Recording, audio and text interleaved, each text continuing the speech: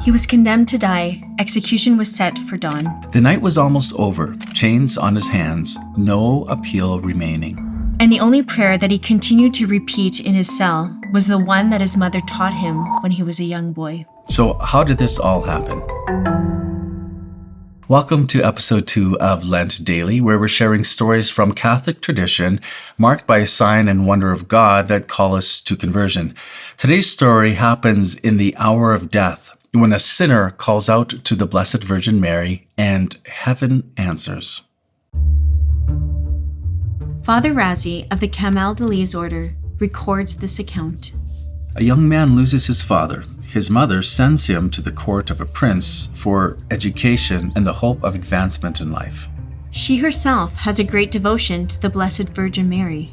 When they part, she asks for one promise, that each day he recite a Hail Mary, and that he adds these words, "Blessed Virgin, help me in the hour of my death."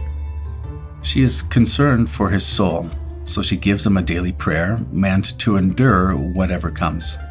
At first, life at court goes well, but slowly his conduct changes.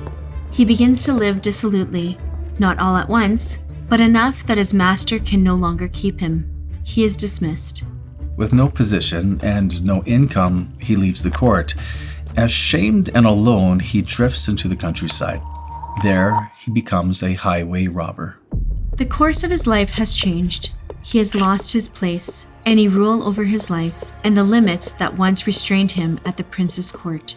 But one thing remains, that prayer his mother taught him to pray daily. In time, his life catches up with him. He is arrested, brought before justice, condemned to death. The night before his execution, he is held in prison, alone, knowing what awaits him at dawn. Everything has narrowed now. There is no escape, no delay, no distraction left. Only the truth of what he has become and what he's about to lose. He thinks of his disgrace, of the grief his mother will suffer, of the death now certain. Overcome by sorrow, he weeps bitterly. Nothing stands between him and death now, and it is in this moment that someone appears. A young man, beautiful in appearance, calm in speech. He promises release, freedom from prison, escape from death. Everything about him suggests rescue. Nothing suggests danger. There is one condition. The prisoner must follow his directions. Desperate, the young man agrees. The visitor tells him the truth. He reveals that he is the devil and that no gift comes without a price. The first demand is made. The devil tells him to renounce Jesus Christ. Terrified, the prisoner consents. Christ is denied. Then a second demand. He must renounce the holy sacraments.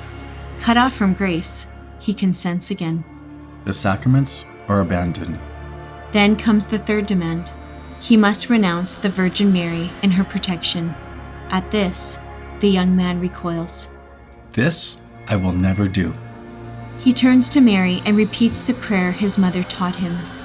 Blessed Virgin, help me in the hour of my death. At those words, the offer collapses. The devil disappears. The cell is silent. But the night is not over, because what follows is contrition. Before dawn, the young man weeps. The sentence is coming. He remembers what he has done. He turns again to the Blessed Virgin Mary. Through her intercession, he is given true sorrow for his sins.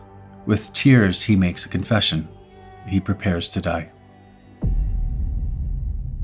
Morning comes. He is led from prison toward the place of execution. As he walks, he passes before a statue of the Virgin Mary. As he always has, he prays, Blessed Virgin, help me in the hour of my death. Then comes an answer. In full view of the crowd, the statue lowers her head in response to his prayer. Moved, the young man begs to kiss her feet.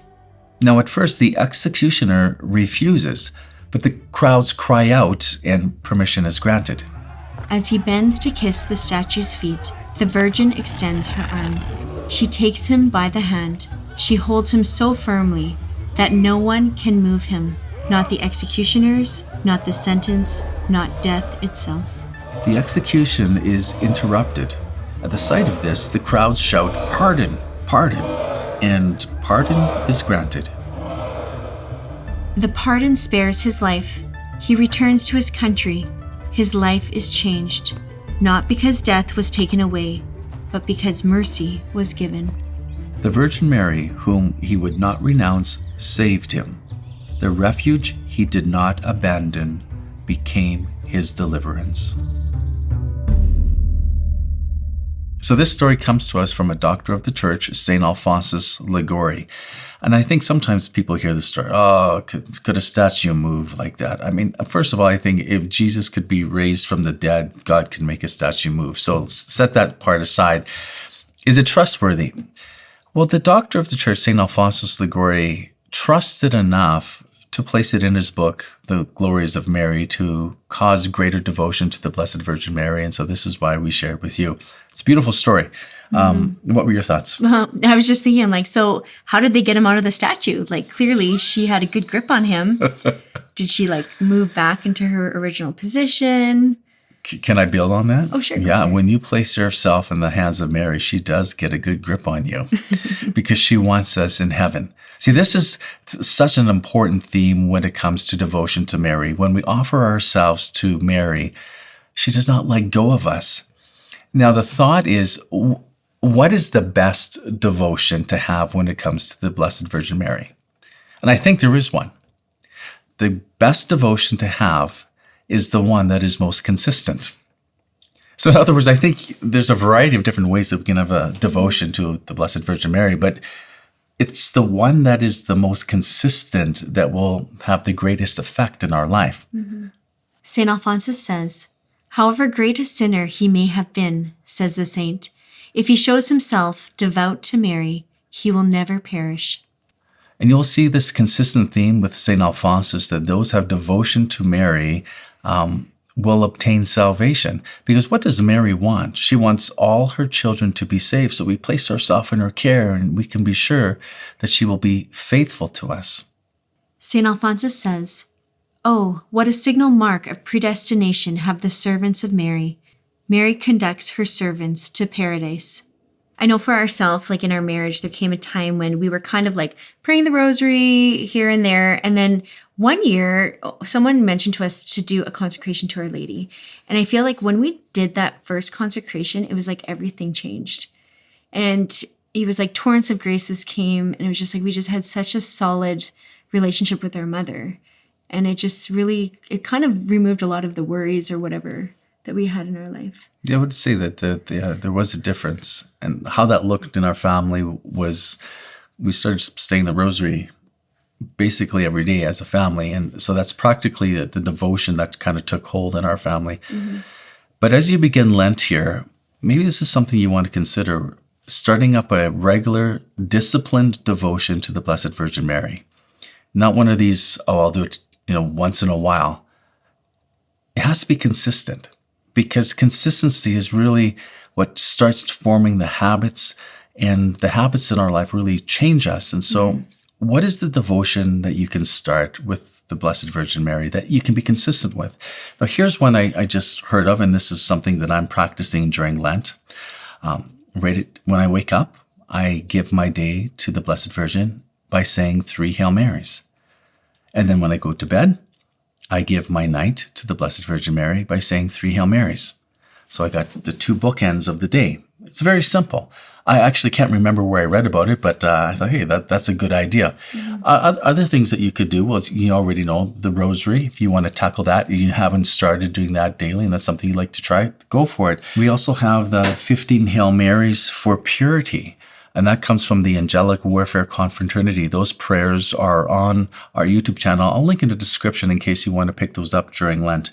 Another one might be, every time you pass by a picture of the Blessed Virgin in your home, you just say a Hail Mary or say, "Mary, pray for me." Mm-hmm. There's really not a right or wrong way when it comes to this. I mean, just pick something and be consistent with it. Or I think of even just like with the children, like we have these little statues of Our Lady. Like sometimes I'll just pick it up and I'll place it at the lips of our little baby. And I'll kiss the statue of Mary, and then I'll get him to kiss the statue of Mary, even though he doesn't quite know how to kiss Probably it. licks it. Licks it. Oh, that statue's nice and clean. But he knows that it's something special, right? Yeah. So anyways, that's our encouragement to you. And I think this is what this story does, is it causes us to have greater trust in Mary's intercession, because she does not let go of the children who place themselves in her hands. Please comment below. Share with us what stood out to you and why. And also, can you share with us how you express your devotion to Our Lady? We'd love to learn from you. And with that, we will see you on Monday.